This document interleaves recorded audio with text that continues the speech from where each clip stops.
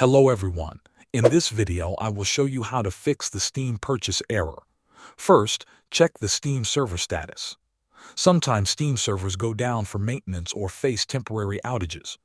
Open your web browser and search for Steam server status. If the servers are down, wait for them to return to normal and then try again.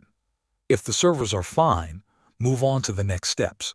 Next, check your payment method details in your Steam account. Open Steam and look at the top right corner. Click on your account name and select Account Details. Here you can see your saved payment methods. Make sure the card you are using is active, has enough balance, and that the details are correct. If you need to add a new card or another payment method, stay in the same Account Details section and click on Add Payment Method to this account. This is helpful if your main method is being blocked by your bank or has expired. If the payment still does not go through, try using a different payment method. Another fix is clearing the Steam download cache.